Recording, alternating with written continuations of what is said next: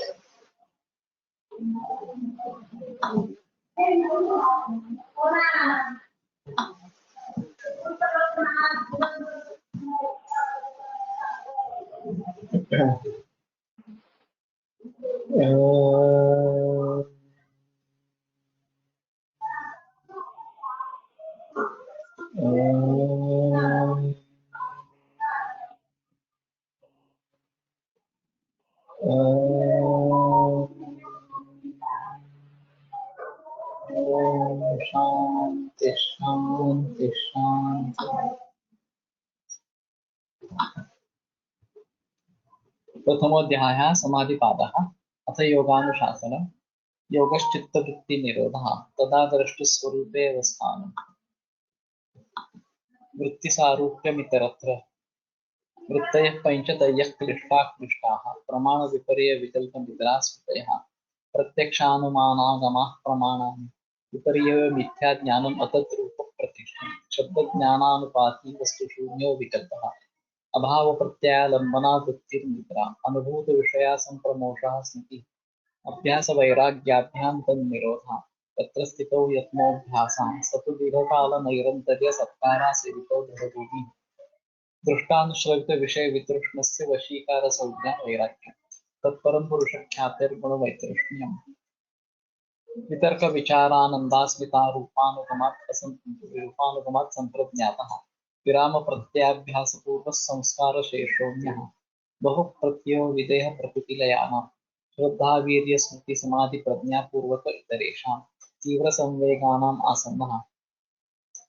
मृदुमध्याधिमात्रत्वात् ततोऽपि विशेषः ईश्वरप्रणिधानात्मा क्लेशकर्मविपाकाशयैरपरामृष्टः पुरुषविशेष ईश्वरः तत्र निरतिशयं सार्वज्ञबीजं स पूर्वेषामपि गुरुः कामेनानवच्छेदात् तस्य वाचकः प्रणवः तज्जपस्तदर्थभावनं ततः प्रत्यक्केतनादिगमोऽप्यन्तरायाभावश्च व्याधिस्त्यानसंशयप्रमादालस्याविर्तिभ्रान्तिदर्शनालब्धभूमित्वानवस्थितत्वानि चित्तविक्षेपास्ते अन्तरायाः दुःखदौर्मनस्य अङ्गमे जयत्र श्वासप्रश्वासाविक्षेपसमूहः तत्प्रतिषेधार्थम् एकतत्त्वाभ्यासः मैत्रीकरुणामुदितोपेक्षाणां सुखदुःखपुण्यापुण्यविषयाणां भावनातश्चित्तप्रसादनं प्रच्छर्दनविधारणाभ्यां वा प्राणस्य विषयवती वा प्रवृत्तिरुत्पन्ना मनसस्थितिनिबन्धिः विशोका वा ज्योतिष्मतिः इतरागविषयं वा चित्तं स्वप्ननिद्रा ज्ञानालम्बनं वा परमाणुपरममहद्वान्तोऽस्य वशीकारः क्षीणवृत्तेरभिजातस्यैव मणैर्गृहीतृग्रहणग्राह्येषु तस्तदञ्जनता समापत्तिः तत्र शब्दार्थज्ञानविकल्पे संकीर्णा सवितर्का समापत्तिः स्मृतिपरिशुद्धः स्वरूपशून्येवार्थमात्र निर्भासा निर्विकल्पा एतयैव सविचारा निर्विचारा च सूक्ष्मविषया व्याख्याता सूक्ष्मविषयत्वं च आलिङ्गपर्यवसानं ता एव सवितः समाधिः निर्विचारवैशारद्येऽध्यात्मप्रसादः अपन्धना तत्र प्रज्ञा श्रुतानुमानप्रज्ञाभ्याम् अन्यविषया विशेषार्थत्वात् तज्जसंस्कारोऽन्यसंस्कारप्रतिबन्धी तस्यापि निरोधे सर्वनिरोधात् निर्बीजः समाधिः इति पतञ्जलिविरचिते योगसूत्रे प्रथमः समाधिपादः।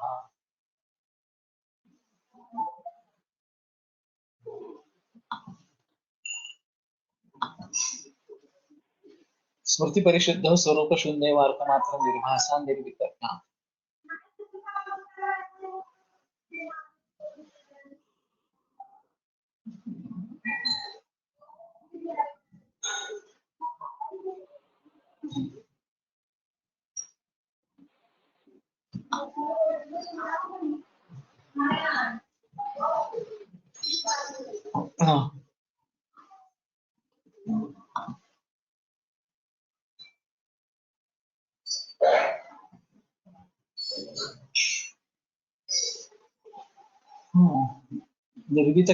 निर्वितर्कायाः समापत्तेः अस्या सूत्रेण लक्षणं द्योतते। तर या सूत्रानं निर्वितर्क अशा प्रकारच्या समापत्तीचं लक्षण स्पष्ट केलं जातं। स्मृतिपरिशुद्ध स्वरूपशून्येवार्थमात्र निर्भासा निर्वितर्का या शब्दसंकेत श्रुतानुमान ज्ञान विकल्प स्मृतिपरिशुद्ध प्राय स्वरूप उपरोक्ता स्वमेव प्रज्ञास्वरूपं ग्रहणात्मकं त्यक्त्वा पदार्थमात्रास्मात्र स्वरूपा ग्राह्य स्वरूपापन्नेव भवति सा तदा निर्वितर्का समापत्तिः। तथा च व्याख्यातं तस्या एकबुद्ध्युपक्रमो हि अर्थात्मा अणुप्रचय विशेषात्मा गवादिर्घटादिर्वा लोकः स च संस्थान विशेषो भूत सूक्ष्माणां साधारणो धर्मः आत्मभूतः फलेन व्यक्तेन अमितः स्वव्यञ्जकाञ्जनः प्रादुर्भूतो भवति धर्मान्तरस्य कपालादेः उदये च तिरो भवति स एष धर्मः अवयवी इत्युच्यते योऽसौ एकश्च महांश्च अणीयांश्च स्पर्शवांश्च क्रियाधर्मकश्च अनित्यश्च तेन अवयविना व्यवहाराः क्रियन्ते यस्य पुनः अवस्तुकः स प्रचयविशेषः सूक्ष्मञ्च कारणम् अनुपलभ्य तस्य अवयवी अभावात् अतद्रूप प्रतिष्ठं मिथ्याज्ञानं प्रायेण सर्वमेव प्राप्तं मिथ्याज्ञानं तदा च सम्यक् ज्ञानमपि किं स्यात् विषयाभावात् यद्यत् उपलभ्यते तत्तद् अवयवीत्वेन आम्नातं तस्मात् अस्तु अवयवी यो महत्तत्त्वादिव्यवहारापन्नः समापत्ते निर्वितर्कायाः विषयी भवति। हे बरेच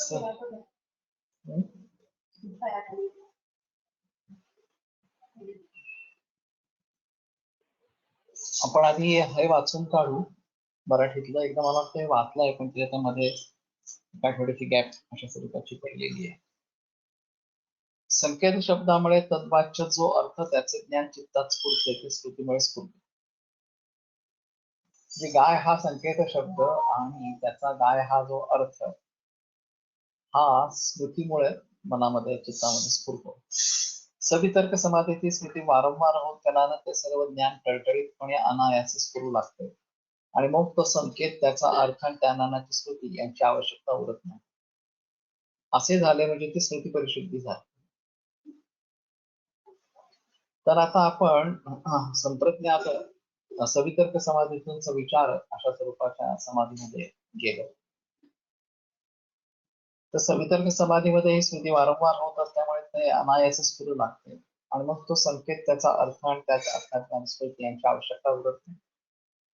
या अवस्थेत चित्तवृत्ती केवळ अर्थाकार अशी भासमान होते, म्हणून या समापत्तीला अर्थ मात्र निर्भाषा असं म्हणायचं. तर केवळ अर्थ हा ज्यामध्ये भासतो आहे अशा प्रकारची चित्तवृत्ती होते.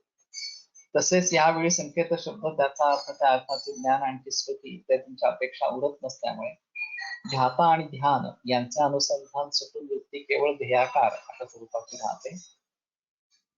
म्हणून या समापत्तीला स्वरूप शून्य इव जणू काय, म्हणजे असे इव जणू काय असेही म्हणता येते. अशा प्रकारे स्मृती परिशुद्धीचा जी असता जणू काही स्वरूप शून्य आणि अर्थमात्र निर्भाषा अशा अवस्था प्राप्ती झाली, म्हणजे ती समापत्ती निर्वितर्का अशा स्वरूपाची आहे. शब्दादी संकेतांनी लक्षित जो अर्थ, त्याचे ज्ञान आपल्यास होते ते स्मृतीमुळे स्फुरते. पूर्वकाळी अमुक शब्दाचा अमुक अर्थाचा संकेत आपल्याला ज्ञान झालेला असतो, तेव्हाच उत्तरकाली त्या शब्दावरून तो अर्थ आपल्यास स्मरतो, म्हणजे त्या अर्थाची स्मृती आपल्यास होते. सवितर्क समाधीत हाच अभ्यास होत असतो, ही ध्यानावस्था. कोणत्याही प्रत्ययाची एकतानता म्हणजे ध्यान आहे. पुढच्या 3 अध्याय दुसरं सूत्र, तिसरा पाद आणि दुसरं सूत्र याच्यामध्ये आलं. सवितर्क समापत्तीत मागील सूत्रात सांगितल्याप्रमाणे शब्दादी स्थूल साधनांच्या साह्याने चित्तास इष्ट ज्ञानाकार द्यावयाचा अभ्यास घडत असतो. या अभ्यासाच्या प्रथमावस्थेत ध्याता, ध्यान, ध्येय या तिन्हीचे अनुसंधान असते. पण हा अभ्यास पाद 1 मध्ये 14व्या सूत्रात सांगितल्याप्रमाणे दीर्घकालीन निरंतर आणि सत्कारासहित असा झाला, जे दृढभूमीला प्राप्त होतो. अशा प्रकारे अभ्यास परिपक्व झाला म्हणजे शब्दाची संकेतामुळे त्या अर्थाच्या ज्ञानाची स्थिती व्हावयाची असा प्रकार राहत नाही, तर अगदी सहजपणे वृत्ती तर अर्थाकार होत राहते. सविचार, सवितर्क मधनं आपण सविचार अशा स्वरूपाच्या समाधीमध्ये गेलो की त्यावेळेला समोर आलंबन अशा स्वरूपाचं नाही आणि केवळ चित्तातच विषय स्फुरतो, ती मूर्ती आपल्या समोर येते आणि मग त्याची स्मृती होऊन त्याला ध्यान लागतं असं, त्या मूर्तीशी ज्ञान अशा स्वरूपाचं लागतं. अशा प्रकारे वृत्ती अर्थाकार होण्याला स्मृती किंचित अपेक्षा राहिली नाही, म्हणजे वृत्ती अर्थाकार होताना जी सामग्री लागत असते तिच्यातील स्मृती या घटकाचा प्रविलय होतो. स्मृतीचा असा प्रविलय किंवा अपगम होणे याला स्मृती परिशुद्धी असं चित्रात म्हटलंय. त्याचप्रमाणे या अवस्थेत ध्याता आणि ध्यान यांच्या अनुसंधाने या समापत्तीला स्वरूप शून्य इव जणू काय स्वरूप शून्य असे म्हटले आहे. आता इथं ही गाय आहे किंवा ही अमुक मूर्ती आहे, अमुक देवता आहे अशा स्वरूपाचं ते ज्ञान आम्हाला सवितर्क अशा प्रकारच्या समाधीमध्ये होत असतं. तर जणू काही ते अमुक अमुक आहे असं ज्ञान त्याच व्हायला लागतं. वास्तविक असं आहे की हा संकेत की धन्वंतरी म्हटल्यानंतर धन्वंतरीची मूर्ती किंवा चित्र समोर येणं हा संकेत आम्ही मनावर बिंबवलेला अशा स्वरूपाचा आहे, जो सवितर्क समाधीचा अभ्यास अशा स्वरूपाचा आहे. सवितर्क समाधीतून सविचार समाधीमध्ये आम्ही जेव्हा प्रवेश करतो तेव्हा साक्षात समोर ही गोष्ट नसूनही ती मूर्ती नावाची गोष्ट स्वरूप शून्य इव, स्वरूप शून्य असं जर काही प्रकरण होतं आणि तिला स्मृतीची आवश्यकता राहत नसल्यामुळे अर्थमात्र निर्भाषा, त्या शब्दाचा जो अर्थ तोच फक्त त्याच्यामध्ये भासतो आहे. ती मूर्ती भासते, चित्र भासते अशा स्वरूपाचं, अशा प्रकारचे ती स्वरूप शून्य, पण प्रत्यक्षामध्ये विषय समोर नाहीच आहे, त्यामुळे स्वरूप शून्य किंवा अशा स्वरूपाचं तिचं म्हणलंय. अशी जी समापत्ती ती निर्वितर्का समापत्ती. या एकंदर विवेचनावरून लक्षात येईल की सवितर्क समाधीची ध्यानावस्था म्हणजे सवितर्क समाधीची पूर्वावस्था होय. तदैव अर्थमात्र निर्भाचं स्वरूप शून्यम इव समाधी हे समाधीचे 5-3 सूत्र 3 मध्ये लक्षण सांगितलं तर ते निर्वितर्क समापत्तीच्या प्रकृतीतील लक्षण अशी पूर्णत्वाने जुळत असल्याने ही समाधी अवस्था असून सवितर्क समाधीची पक्वावस्था. तात्पर्य 17व्या सूत्रात सांगितलेला सूत्रात जो सवितर्क समाज असंप्रज्ञात समाज सांगितला आहे तो ध्यान या अवस्थेला असताना त्याला सवितर्का समापत्ती म्हणायचे आणि समाधी या अवस्थेस प्राप्ती झाल्यानंतर निर्वितर्का समापत्ती असे म्हणायचे. आता इथे निर्वितर्का या समापत्ती अशा सूत्रे लक्षण निर्वितर्का अशा प्रकारच्या समाधीचं लक्षण किंवा समापत्तीचं लक्षण यातनं या सूत्रातून सांगितलं आहे. स्मृती परिशुद्ध स्वरूप शून्य इव अर्थमात्र निर्भासा निर्वितर्का या शब्द संकेत श्रुत अनुमान ज्ञान विकल्प स्मृती परिशुद्ध ग्राह्य स्वरूप उपरक्ता स्वमिव प्रज्ञा स्वरूपम ग्रहणात्मकं त्यक्त्वा पदार्थ मात्र स्वरूपरा ग्राह्य स्वरूपापन्ना इव भवति सा तदा निर्वितर्का समापत्ती. आता स्मृती परिशुद्ध ही स्मृतीचा अपगम झाला, स्मृती त्यातून नाहीशी झाली. स्वरूप शून्य इव अर्थमात्र निर्भासा जणू काय तिचं स्वरूप शून्य झालेलं अशा स्वरूपाचं आणि तिचा फक्त अर्थ भासतोय अशा स्वरूपाची निर्वितर्का या शब्द संकेत श्रुत अनुमान ज्ञान विकल्प स्मृती परिशुद्ध. तर ह्या शब्दांनी हा अर्थ कळावा अशा स्वरूपाचा जो संकेत आणि त्याविषयी काय आम्हाला झालेलं ज्ञान, प्रत्यक्ष ज्ञान किंवा अनुमान ज्ञान अशा स्वरूपाचं याचा विकल्प, हे विकल्प आणि स्मृती यांची शुद्धी झाली. ग्राह्य स्वरूप उपरक्ता ग्राह्य स्वरूप त्याच्यापासून उपरक्त अशा स्वरूपाचे झाले. स्वमिव प्रज्ञा स्वरूपम ग्रहणात्मक त्यक्त्वा तर ग्रहणात्मक अशा प्रकारचं स्वतःच जणू प्रज्ञा स्वरूप ते टाकून देऊन पदार्थ मात्र स्वरूपा तो केवळ पदार्थ अशी शिल्लक राहिलेली ग्राह्य स्वरूपा पद्मा इव भवती ग्राह्य स्वरूपा सारखी अशा स्वरूपाची बनते तदा सा तदा निर्वितर्का समापत्ती. तथाच व्याख्यातम एकबुद्धिपक्रमे की अर्थात्मा अणुप्रचय विशेषात्मा गवादिर घटादिर वा लोका. एकबुद्धिपक्रमो ही अर्थात्मा अणुप्रचय विशेषात्मा गवादी घटादिर वा लोका. एकबुद्धीचा उपक्रम असणारा तो अर्थात्मा अणुप्रचय अशा स्वरूपाचा विशेषात्मा किंवा गवादीर घटादीर अशा स्वरूपाचा लोक. सच संख्यान विशेषो भूत सूक्ष्माणाम साधारणे धर्मे आत्मभूतः फलेन व्यक्तेन अन्वितः स्वव्यंजकांजना प्रादुर्भूतो भूत. तो जो काही संस्थान विशेष किंवा आकृती विशेष भूत सूक्ष्माणाम साधारणे धर्मे आत्मभूता फलेन व्यक्तेन अन्वितः साधारणे धर्मे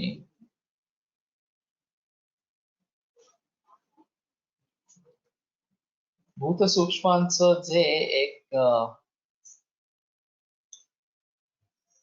सूक्ष्म अशा भूत सूक्ष्मांचं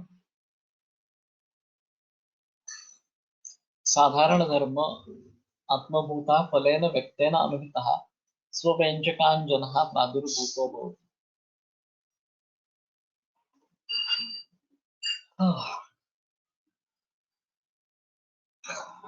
नीट अर्थ नाही लागत आहे आता तरी. धर्मांतरस्य कल्पालादेः उदयेच तिरोभव. धर्मांतर असं कपालादी यांचा उदय झाला असताना तो अंतर्धान पावतो असणार अदृश्य अशा स्वरूपाचा. तर घटादी अशा स्वरूपाचं जर आपण दृश्य बघतोय, घट अगर अशा स्वरूपाचं बघतोय, तो जोपर्यंत ते घट बघतोय तोपर्यंत एक बुद्धिपक्रम अशा स्वरूपाचा अर्थात्मा अणुप्रचय विशेषात्मा अणु एकत्र येऊन बनलेला अशा प्रकारचा विशेषात्मा गवादी किंवा घटादी अशा स्वरूपाचा आपल्याला जाणवतो.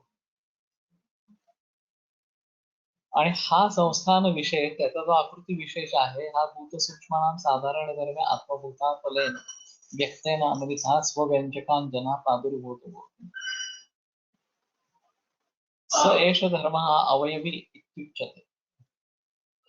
तर हा जो धर्म आहे घट किंवा गवादी हा अवयवी अशा स्वरूपाचा म्हणला जातो. योसौ एकश्च महांश अनियांश स्पर्शांश क्रियाधर्मकश्च अनित्यश्च तेन अवयवेना व्यवहाराः क्रियन्ते.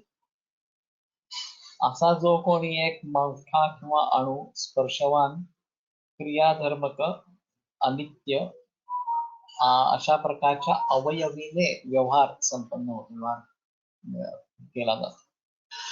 यस्य पुनः अवस्तुकः स प्रचय विशेषः सूक्ष्मं च कारणम् अनुपलभ्यं तस्य अवयवी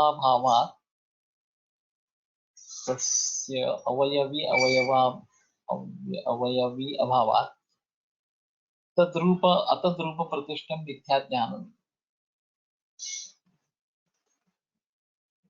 आता ज्यामध्ये वस्तू नाहीच आहे, सप्रचय विशेष जणू काही असे अनेक अणू एकत्र येऊन काहीतरी बनलेला प्रचय विशेष. सूक्ष्मच कारणम अनुपलभ्यम, त्याचं सूक्ष्म असणारा अशा स्वरूपाचं कारण ते अनुपलभ्य अशा स्वरूपाचं आहे. तस्य अवयवी अभावात, तिथं अवयवी साक्षात शिल्लकच नाहीये. अतद्रूप प्रतिष्ठन मिथ्या ज्ञान, आणि म्हणून जे नाही तशा स्वरूपाचं काहीतरी दिसणं, आभास निर्माण होणं, हे मिथ्या ज्ञान अशा स्वरूपाचं झालं. प्रायेण सर्वमेव प्राप्तं मिथ्या ज्ञान, प्रायः सर्व प्राप्त होणारं ज्ञान हे मिथ्या ज्ञान असंच आहे. तदाच सम्यक ज्ञानमपि किं स्यात् विषयाभावात, तर विषय जर नसेल तर सम्यक ज्ञान कोणतं होणार. यद्यद उपलब्धते तत्तत् अवयवित्वेन अम्मात, जे काही ज्ञान होतं ते अवयवी म्हणून समजलं जातं. तस्मात अस्तु अवयवी यो महत्त्वादी व्यवहारापन्ना समापत्ते निर्विकर्ता या विषयी होतो. म्हणून असा अवयवी असो जो महत्त्वादी व्यवहारापन्ना, महत्त्व इत्यादींच्या व्यवहाराने प्राप्त झालेला, समापत्ते निर्वितर्का या विषयी होतो. निर्वितर्क अशा प्रकारच्या समाधीचा विषय होतो. आता इथे जे मूळ तत्व आहे, परमात्मा तत्व वगैरे असणार किंवा पुरुष अशा प्रकारचं, तर तो खऱ्या अर्थाने कसा विषय होणार हा गोंधळाचा मुद्दा असणार अशा स्वरूपाचा. आम्हाला जे काही भासतंय, जे काही ज्ञान होतं, ते शब्द संकेतामुळे ज्ञान होणार अशा स्वरूपाचा. जर हा शब्द संकेत नावाची गोष्ट बाजूला पडली आणि त्यातून उत्पन्न होणारी स्मृती नावाची गोष्ट बाजूला पडली, तर खऱ्या अर्थाने विचार संप्रज्ञात समाधीमध्ये आम्हाला जे काही मूर्तीचं किंवा चित्राचं ज्ञान होईल तो भासच आहे, कारण तिथं चित्र किंवा मूर्ती नाहीच आहे. त्या स्वरूप शून्य इव, त्याचं स्वरूप शून्य असलेलं अशा स्वरूपाचा अर्थ मात्र निर्भासा, केवळ अर्थ मात्र त्याच्यात काहीतरी जाणवतो आहे, त्याचा भास होतोय अशा स्वरूपाची. ते अवयवी असं उदाहरण घेतलंय. आता सर समजा कुठल्या तरी देवतेचं चित्र आहे आणि त्याचे कर चरण वगैरे अशा स्वरूपाचे काहीतरी अवयव स्वरूपाचे आहे, आणि त्यांनी युक्त तो अवयवी अशा स्वरूपाचा म्हणून काहीतरी आहे. तर जे काही ज्ञान होतं असं वाटतं आपल्याला स्वरूपाचं, ते अवयवी अशा स्वरूपाचं असतं. आणि मग ते प्रत्यक्षात तसं काही नसल्यामुळे ते मिथ्या ज्ञान आहे. तर सर्व वेळ प्राप्त मिथ्या ज्ञान, जे जे काही म्हणून आम्हाला ज्ञान होतंय ते सगळं मिथ्या ज्ञान अशा स्वरूपाचं आहे. ज्ञानेश्वरांनी एका ओळीत म्हणलंय, गाग्या जर झाल्याची नाही त्याची वार्ता काय तशी, म्हणजे निर्माणच झालेलं नाही ग, त्याच्याविषयी तू काय विचारतोस असणार. तर तसं हे संपूर्ण जगत हे त्या ब्रह्मतत्वावरती भासमान असणारा अशा स्वरूपाचा आहे. आम्ही त्याला काहीतरी संकेत देऊन त्याला असं म्हणायचं, त्याला तसं म्हणायचं, असं मनावर ठसवलंय. आणि म्हणून जेव्हा सवितर्क संप्रज्ञात समाधीचा अभ्यास करतो तेव्हा ते मनावर ठसवलेलं आम्ही फक्त करतात. ही विष्णूची मूर्ती आहे, ही धन्वंतरीची मूर्ती आहे, त्याच्या हातात दळवा वगैरे अशा स्वरूपाचं काहीतरी आहे. आणि काहीतरी धन्वंतरे नमः, ओम नमो वेद असं देवा अशा स्वरूपाचा काहीतरी जप चालू आहे. तर ही सवितर्क संप्रज्ञात समाधीची अवस्था अशा स्वरूपाची झाली. तिथून आम्ही सविचारामध्ये गेलो. ती मूर्ती समोर नाहीये, स्मृती पण राहिलेली नाहीये त्याची, पण आपोआप मनामध्ये खरं तर त्या चित्तामध्ये ती आकृती अशा स्वरूपाची स्फुरते. आणि तिथे स्वरूप शून्य असताना सुद्धा अर्थमात्र निर्भास असे ते आम्हाला भासत राहते. आणि म्हणून यद्यत उपलब्धते तत्त अवयवित्वे नामना, जे जे काही प्राप्त होतं, जे जे काही उपलब्ध होतं ते अवयवी स्वरूपाचं होतं. आणि तस्मात असतो अवयवी यो महत्त्वादी व्यवहारापन्नास महाबद्ध निर्वितर्काया. अवयवी असो जो महत्त्वादी व्यवहारापन्ना, महत्त्व वगैरे यांच्या व्यवहारामुळे प्राप्त झालेला अशा स्वरूपाचा समापत्य निर्वितर्काया विषयी. कारण इथं अजूनही त्या मूर्तीचं ज्ञान अशा स्वरूपाचं आहे. मूर्ती साक्षात नसली तरी सविचार संप्रज्ञात. त्याच्या पुढच्या अवस्थेमध्ये सानंद संप्रज्ञात समाधी या अवस्थेला गेल्यानंतर फक्त आनंदाची अनुभूती अशा स्वरूपात. तेव्हा आधीच जे ज्ञान मला अशा स्वरूपाचं काहीतरी होत होतं हे मिथ्या ज्ञान होतं असं त्याच्यावर पुन्हा सिद्ध होतं. आणि त्याच्या पलीकडे जाऊन फक्त अस्मिता भाव एवढाच राहतं की मी आहे एवढंच त्याच्यामध्ये राहतं अशा स्वरूपाचं. तर ग्राह्य, ग्रहण आणि ग्रहिता अशा प्रकारची तीन प्रकारची समापत्ती किंवा या ज्ञानाचे तीन घटक अशा स्वरूपाचे असं म्हणून त्यातले एक एक घटक निघून जायला लागतात. आणि जेव्हा आपण त्या स्वरूपाला, मूळ स्वरूपाला जाऊन पोहोचतो, तदा द्रष्ट स्वरूप अवस्थान, त्यावेळेला काहीच राहत नाही खरं तर, कुठलं ज्ञान कसलीच काही गोष्ट अशा स्वरूपाची राहत. आपणच स्वतः ते बनतो असणार अशा स्वरूपाचं. आणि म्हणून ही जी काही निर्विकल्पक अशा स्वरूपाची निर्विकल्पा समापत्ती म्हणून सांगितली ती स्थूल आलंबनाच्या संदर्भामध्ये म्हणून सांगितली. आता त्याच्या पलीकडची जी आहे ती सूक्ष्म विषया अशा स्वरूपाची सविचारा निर्विचाराच्या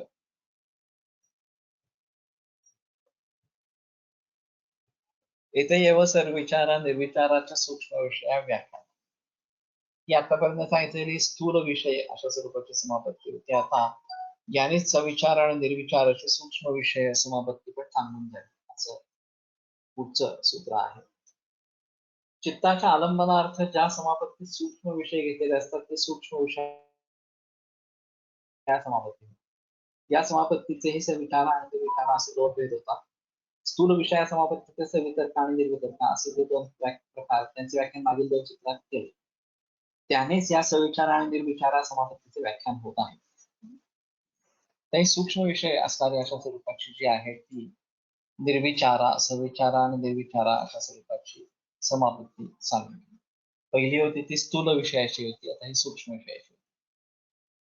सूक्ष्म विषया समापत्तीत सवितर्का समापत्तीत आरंभी ध्यान स्वप्न ध्यानावस्था असताना सवितर्क आणि समाधी अवस्था असताना निर्वितर्का अशा ज्या दोन पायऱ्या सांगितल्या अगदी तशाच सविचारा समापत्तीतही होतात. सविचार समापत्तीत इंद्रिये, तन्मात्रा इत्यादी सूक्ष्म विषय आलंबनार्थ घेतलेले असतात. या अभ्यासाच्या प्रारंभी मनोमय का होईना पण पूर्वीचेच विकल्प ध्यान खाली असतात आणि त्या विकल्पांच्या साहाय्याने चित्ताची ध्येयाकरता क्षणाक्षणाने साधावयाची असते. ही साधण्याला प्रयत्नांची आवश्यकता असते. असा प्रयत्न चालू असतात. ध्यान आणि सूक्ष्म असे मनोमय ध्येय म्हणजे एवढी परिभाषेतील ग्रहित्री, ग्रहण, ग्राह्य या तीनचे अनुसंधान असते. हे अनुसंधान असेपर्यंत ध्यानावस्था असते. या अवस्थेत ग्रहिता, ग्रहण जे चित्त त्याला सूक्ष्म विषय हे जे ग्राह्य त्यांची आकरता प्रयत्न पूर्वक देत असतो. ही जी विचार समाधीची प्राथमिक अभ्यासावस्था ती सविचारा समापत्ती होय. असा प्रयत्न अनेक वार झाला म्हणजे मागील चित्रात सांगितलेली स्थिती परिशुद्धी होऊन चित्ताला अर्थमात्र निर्भासता प्राप्त होत असते. अर्थमात्र निर्भासता प्राप्त झाली असता सर्व विकल्पांचा निराश होऊन ध्याता ध्यान हे अनुसंधानही शून्य प्राय होते आणि मग स्वरूप शून्य ऐव असे ह्या समापत्तीविषयी म्हणताय. सविचारा समापत्तीची समाधी अवस्था या अवस्थेला निर्विचारा समापत्ती असे म्हणतात. सारांश अभ्यास तारतम्याने सूक्ष्म विषयांवर विकल्पपूर्वक चित्ताची एकतानता करण्याचा प्रयत्न चालू असे तोपर्यंत च्या ध्यानावस्थेला सविचारा आणि अभ्यास पक्व झाला असता चित्ताच्या अर्थमात्र निर्भासता चित्ताला अर्थमात्र निर्भासता प्राप्त झाली म्हणजे ती निर्विचार समापत्ती असे सवितर्क आणि निर्वितर्क यांच्या व्याख्यानानुसार समजायचं. हे वाचल्यानंतर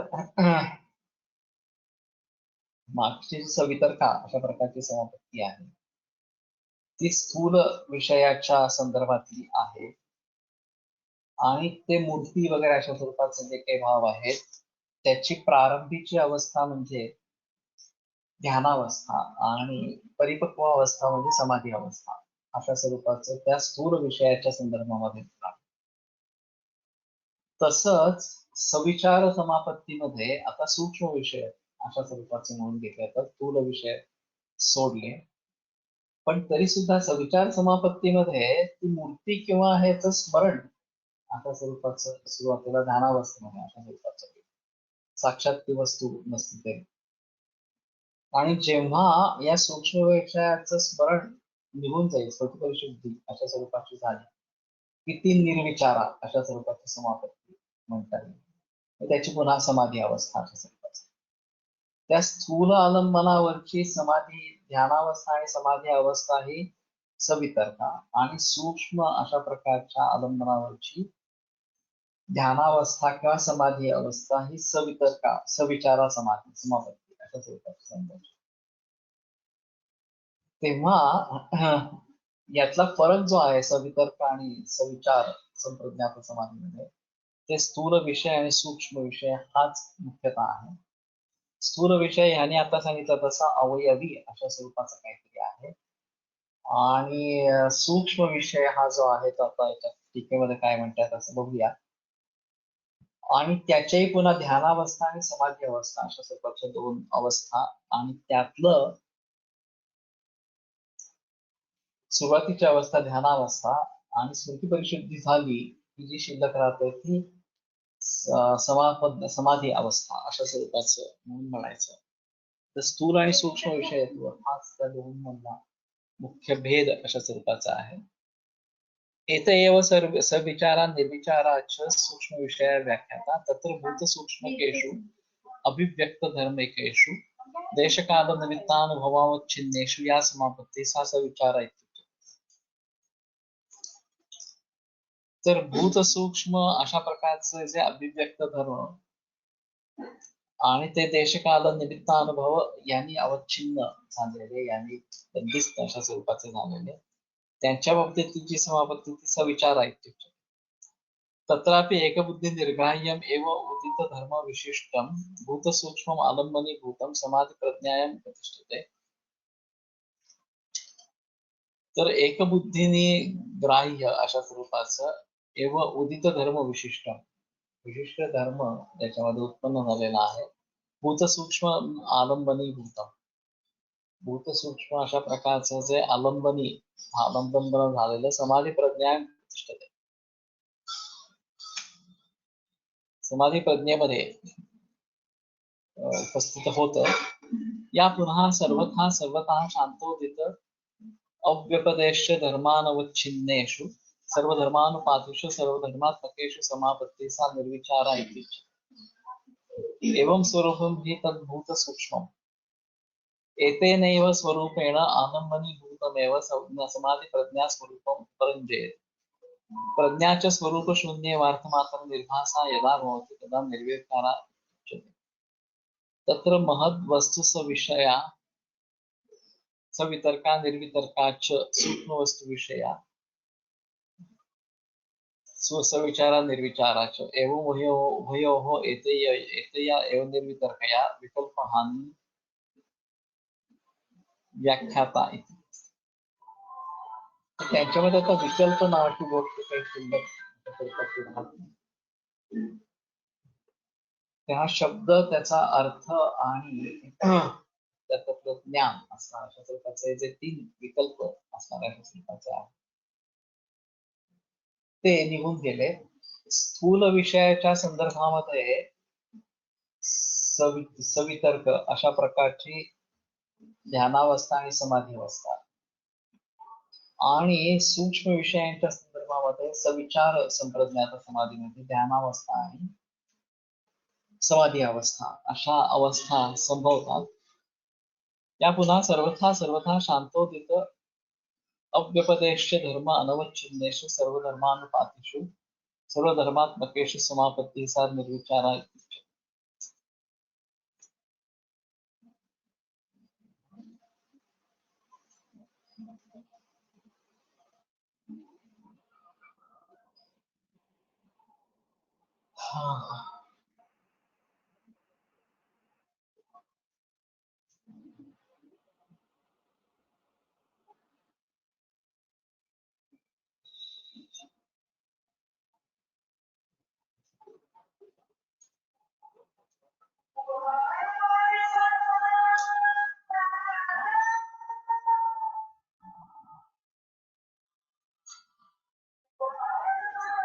प्रज्ञाच्या स्वरूप शून्य मात्र यदा भवति तदा निर्विचारा इति उच्यते.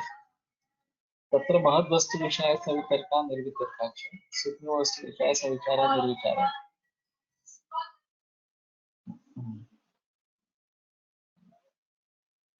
तरी ते यातनं मूळ जास्त भाष्यातून जो अर्थ यांनी व्यक्त केलाय तो काही स्पष्ट होत नाहीये खरं तर. फक्त स्थूल विषयाविषयीची जी आहे सवितर्का आणि सूक्ष्म विषयाच्या संदर्भात याचे सविचार अशा स्वरूपाची संप्रज्ञात समाधी एवढाच अर्थ त्यातनं क्लिअर होत आहे. आणि भूत सूक्ष्म आलंबनी भूत म्हणजे भूत नंतर सूक्ष्म विशेषण लावता येत अशा स्वरूपाचं ही जरा गोंधळाचा आहे. तर भूतचा नेमका अर्थ काय घ्यायचा आहे हाही जरा प्रश्न. जर विशेषण जर असेल तर सुरुवातीला घेतलं जातात नील कमल वगैरे कमल नील असं नाही म्हटलं. तेव्हा भूत म्हणजे होऊन गेलेला असा अर्थ अभिप्रेत आहे का अशा स्वरूपाचा एक मुद्दा राहतो. तर भूत म्हणजे महाभूत या संदर्भातला अर्थ अपेक्षित अशा स्वरूपाचा अर्थ दोन्ही ठिकाणी भूत सूक्ष्म अशा स्वरूपाचाच अर्थ लावलाय. आणि एकबुद्धी निर्ग्राह्यम एव उदित धर्म विशिष्ट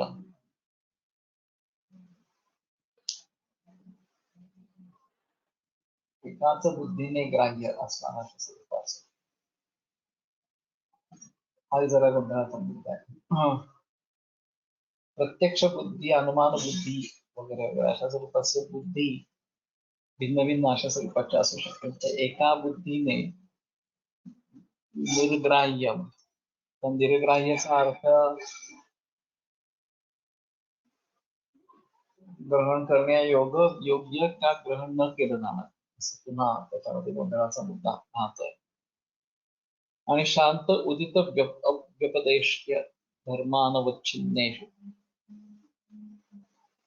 शांत झालेले आणि उदित झालेले उत्पन्न झालेले अशा स्वरूपाचे किंवा उगवलेले अशा प्रकारचे अव्यपदेश्य धर्म अनवच्छिन्नेषु ज्याच्याविषयी काही वर्णन करता येत नाही अशा प्रकारच्या धर्माने अनवच्छिन्न म्हणजे बांधले न गेलेले अशा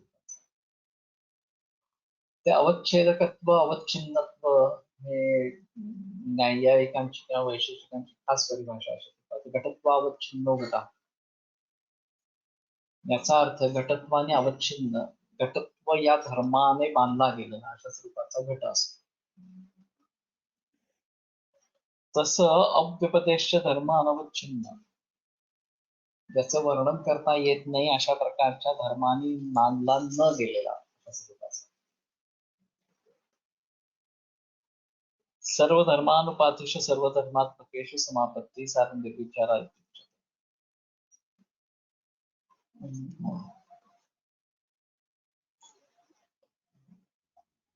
एवं स्वरूपं हि तत् भूतसूक्ष्मम्।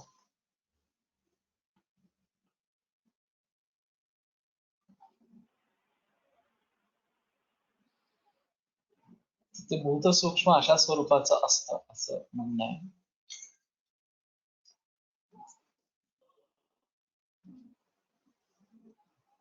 एतेनैव स्वरूपेण आलम्बनीभूतमेव समाधि प्रज्ञा स्वरूपम् उपरन्ते। प्रज्ञाच स्वरूप शून्यमर्थमात्रा यदा भवति तदा निर्विचार इत्युच्यते।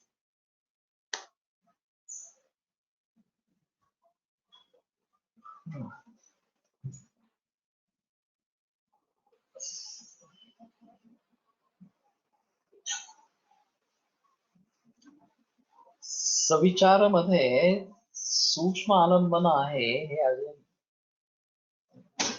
पत्ता लागत नाही त्याचा अशा स्वरूपाचा, आणि त्या सूक्ष्म आलंबनापासून सुरुवात करून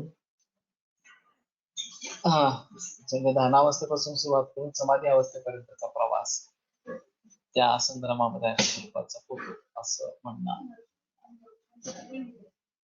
तर नाही कळत कर्तव्य फार चांगला स्वरूपाचं. सुद्धा हिंदी टीकेमध्ये काही आहे का बघू.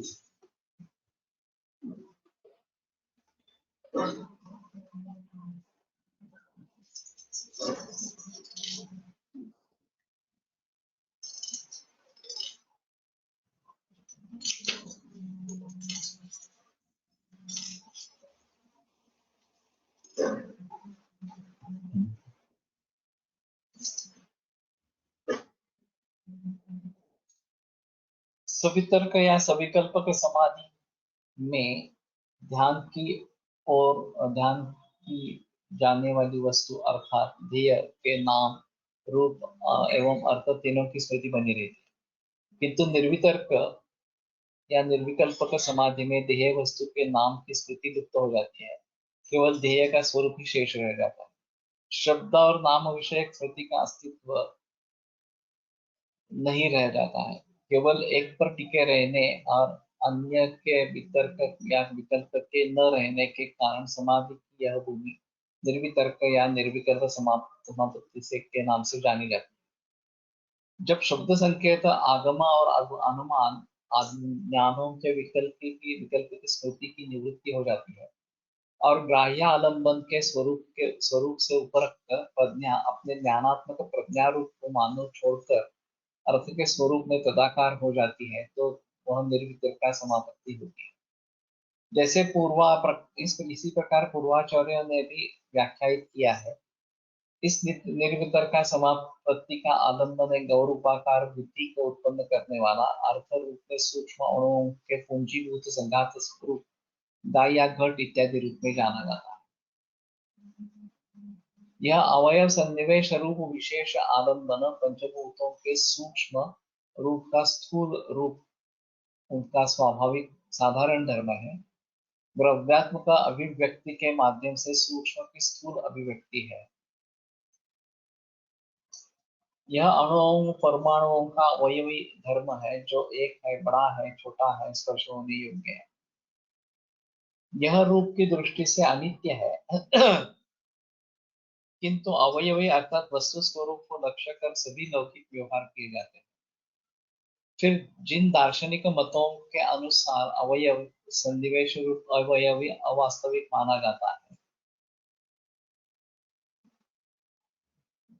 और इनके सूक्ष्म कारण परमाणु अदृश्य होते हैं, उनके मत में यद्यपि अवस्तुनिष्ठ ज्ञान मिथ्या ज्ञान हो जाती मिथ्या ज्ञान ही होता है, इसलिए प्रायः सभी ज्ञान अवयव के अभाव के कारण प्रतिष्ठा मिथ्या ज्ञान ही हुए, तब फिर ज्ञान के अभाव में सम्यक ज्ञान कौन सा होगा। जो पदार्थ दिखाई देते हैं वो अवयव युक्त होते हैं, अतः अवयवी अवश्य होता है, जो कि बड़े रूप या छोटे रूप में दृष्टिगोचर व्यवहार में आता है और वही स्थूल रूप में दृष्टिगोचर होने वाला है। पदार्थ निर्विकार समापत्ती का विषय है. ते याचे अवयव आहेत आणि म्हणून तो अवयवी आहे आणि त्याचं ज्ञान आम्हाला होतं आणि ते मुळातच जे नाहीच त्याच्यावरती ते भासत असणार अशा स्वरूपाचं. त्यावरती स्मृती गेली की स्वरूप अर्थ मात्र निर्भासा, स्वरूप शून्य व अर्थ मात्र निर्भासा, जो काही स्वतःच रूप गेलेलंच आहे अशा स्वरूपाच्या अर्थ मात्र निर्भासा अशा प्रकारची निर्वितर्का समाप्ती अशा स्वरूपाची होते. बाकी जो बड़े रूप या छोटे रूप में दृष्टिगत होकर व्यवहार में आता है वही स्थूल रूप में दृष्टिगोचर होने वाला पदार्थ निर्वितर्का समापत्ति का विषय बन जाता है.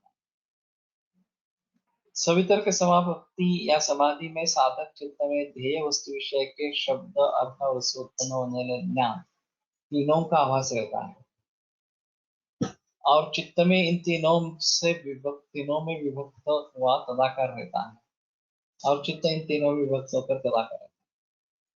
किंतु जो जो एकाग्रता बढ़ती जाती है और साधना में निखार आता जाता है तो बाह्य वृत्ति अंतर्मुख होती रहती है. जब एकाग्रता इस सीमा तक बढ़ जाती है जिसमें कि ध्येय के कल्पित नाम गो घट आदि की स्मृति युक्त हो जाए, उसके शब्द और उस शब्द संकेत से निकले ध्येय वस्तु विषय ज्ञान श्रृंखला का अस्तित्व चित्त में न रह जाए, केवल ध्येय वस्तु में तदाकार अचल वृत्ति शेष रह जाए, तब उस स्थिति को निर्वितर्का समापत्ति कहते हैं. इसी को निर्विकल्प समापत्ति भी कहते हैं क्योंकि इसमें शब्द और ज्ञान का विकल्प नहीं रह जाता है. समापत्ति और समाधि शब्द समानार्थी माने जा सकते हैं. प्रस्तुत सूत्र के भाष्य के उत्तरार्ध में भाष्यकार ने बौद्धों के इस सिद्धांत अवयव से भिन्न अवयवी नाम का कोई पदार्थ नहीं होता खंडन किया है. तो यह बौद्धों का मत है कि अवयव से भिन्न अवयवी कोई नहीं रहता. इस प्रकार का पदार्थ था और रहेगा, था है और रहेगा. सांख्य दर्शन प्रतिपादित इस सत्कार्यवाद सिद्धांत का मंडन किया. वस्तु का सर्वथा विनाश नहीं होता है जिसे लोग विनाश कहते हैं, वह यह और कुछ नहीं स्थूल का सूक्ष्म विलीन हो जाना है. वस्तु सत्य है तभी साधक इसे ध्येय वस्तु बनाकर समाधिबद्ध होते हैं. हाँ, तो ध्यानावस्था में अलग चीज है, प्राथमिक अवस्था है समाधि की. और जब चरम अवस्था पक्वावस्था प्राप्त हो जाएगी, समाधि अवस्था प्राप्त हो जाएगी, तो स्थिति परिशून्य इस प्रकार की स्थिति वहां पे नहीं रहेगी. और स्वरूप शून्य एवं अर्थमात्र निर्भाषा, मानो कि उसका स्वरूप शून्य इस प्रकार का हो गया है और अर्थमात्र निर्भाषा जैसा है अर्थ उस प्रकार का भास वहां पे हो रहा है. ये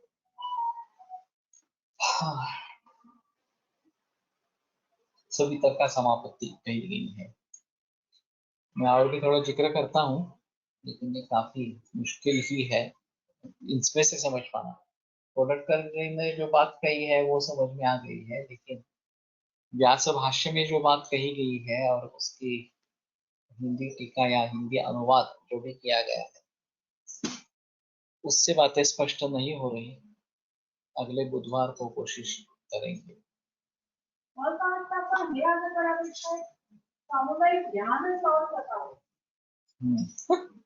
प्रैक्टिकल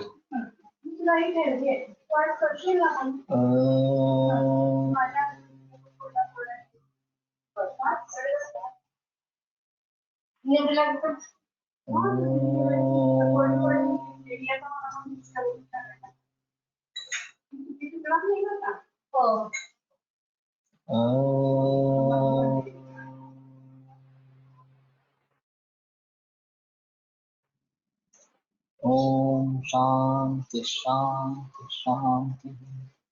योगेन चित्तस्य पदेन वाचां मनं शरीरस्य च वैद्यकेन योपाकरोक्तं प्रवरं मुनीनां पतञ्जलिं प्राञ्जलिरानतोऽस्मि. पुढच्या वेळेला पुन्हा एकदा हे सूत्र आणि मग पुढचं सूत्र बघू.